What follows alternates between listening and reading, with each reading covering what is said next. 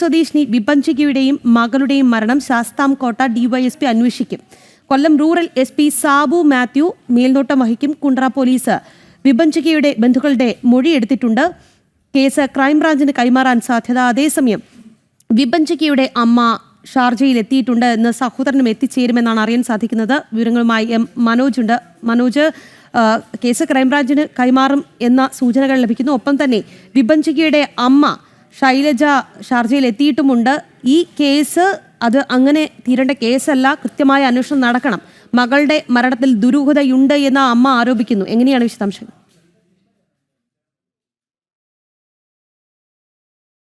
രാഖി, അതുതന്നെയാണ് ഈ അമ്മയും സഹോദരനും ഉൾപ്പെടെ ഇവിടെ പോലീസിനുൾപ്പെടെ നൽകിയിട്ടുള്ള മൊഴി. അതായത് ഈ വിഭജികയുമായി ബന്ധപ്പെട്ട ഈ കേസ്, വിഭജികയുടെ ആത്മഹത്യയുമായി ബന്ധപ്പെട്ട കേസ് ഇവിടെ അന്വേഷിക്കണമെന്നത് തന്നെയാണ്.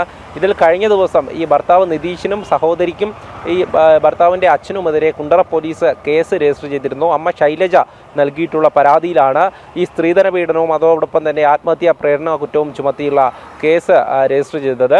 എന്തായാലും വിഭജികയുടെ അമ്മ ശൈലജയും അതോടൊപ്പം സഹോദരനും ഷാർജയിലേക്ക് പോയിരിക്കുന്നു.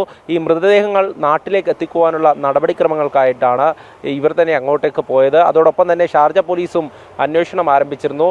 എന്തായാലും ഈ ദുരൂഹ മരണവുമായി ബന്ധപ്പെട്ട്, അതായത് കഴിഞ്ഞ ചൊവ്വാഴ്ചയാണ് വിഭജികയെയും 1.25 വയസ്സുള്ള മകളെയും ഈ ഫ്ലാറ്റിൽ മരിച്ച നിലയിൽ കണ്ടെത്തിയത്.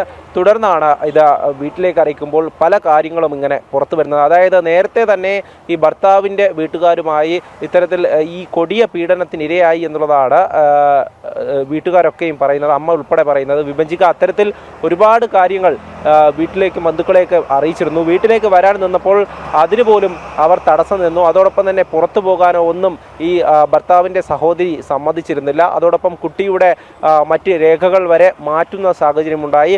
നിരന്തരമായി സ്ത്രീധനത്തിൻ്റെ പേര് പറഞ്ഞ് ഈ വിഭജികയെ ഉപദ്രവിച്ചിരുന്നു എന്നാണ് അറിയാൻ സാധിക്കുന്നത്. വിഭജിക മരിച്ചതിന് ശേഷം വിഭജികയുടെ ഫേസ്ബുക്ക് വാളിൽ ഒരു പോസ്റ്റ് വന്നിരുന്നു. അതായത് ഈ സമയക്രമീകരണം ചെയ്തുകൊണ്ടൊരു പോസ്റ്റ് വിഭജിക നേരത്തെ തന്നെ ഇട്ടിരുന്നു. അതാണ് ഈ ആത്മഹത്യാ കുറിപ്പും പിന്നീട് ലഭിച്ചു. അതിലൊക്കെ തന്നെ പറയുന്നത് ഈ വിഭജികയെ നിരന്തരമായി ഭർത്താവിൻ്റെ കുടുംബം ഉപദ്രവിച്ചിരുന്നു എന്നുള്ളതാണ്. പല കാര്യങ്ങളിലും അത്തരത്തിൽ ഉപദ്രവിച്ചിരുന്നു. അതോടൊപ്പം തന്നെ ഈ ഭർത്താവ് നിതീഷിൻ്റെ വൈകൃതമായിട്ടുള്ള ഫോട്ടോസ് അടക്കം ഇപ്പോൾ സമൂഹ മാധ്യമങ്ങളിൽ പ്രചരിക്കുന്നുണ്ട്.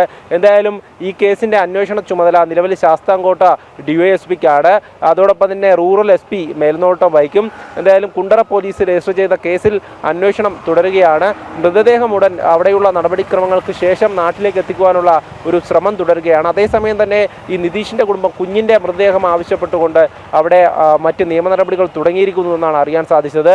അതോടൊപ്പം തന്നെ വിഭജികയുടെ കുടുംബം ആരോപിക്കുന്നത് ഈ പലതരത്തിലുള്ള വ്യാജ പ്രചരണങ്ങൾ ഷാർജയിൽ നിന്ന് നടത്തുന്നുണ്ട്, ഈ നിതീഷിൻ്റെ കുടുംബം നടത്തുന്നു എന്നുള്ളതാണ്. അത്തരത്തിൽ വ്യാജ വാർത്തകൾ ഷാർജയിൽ നിന്നും ഇവർ നടത്തി വരികയാണ്. അതിനെയൊക്കെ തന്നെ പ്രതിരോധം തീർക്കാൻ മാത്രമേ ഈ വിഭജികയുടെ ഈയൊരു മരണവുമായി ബന്ധപ്പെട്ട പിന്നിലെ ദുരൂഹത കൂടുതലായി അന്വേഷിക്കാൻ കഴിയുള്ളൂ. അതോടൊപ്പം തന്നെ നാട്ടിൽ ഈ അന്വേഷണം നടക്കുമ്പോൾ ക്രൈംബ്രാഞ്ചിന് ഈ അന്വേഷണം കൈമാറാനാണ് സാധ്യത. അതിനു വേണ്ടിയിട്ടുള്ള നടപടിക്രമങ്ങളും ഇപ്പോൾ നടക്കുന്നുണ്ട്. അതോടൊപ്പം തന്നെ പോലീസ് കൂടുതൽ നിയമോപദേശം തേടും.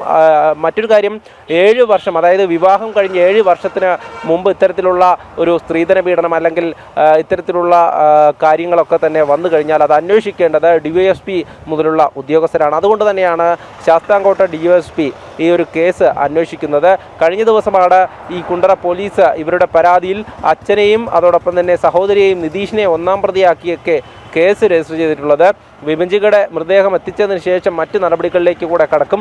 എന്തായാലും ഈ ഒരു ആത്മഹത്യ ചെയ്തിട്ടുള്ളത് എന്ത് കാരണത്താലാണ്, അല്ലെങ്കിൽ വിഭജികയുടെ ആത്മഹത്യാ കുറിപ്പിൽ പറഞ്ഞിരിക്കുന്നത് പോലെ തന്നെയാണ് വീട്ടുകാരും പറഞ്ഞത്.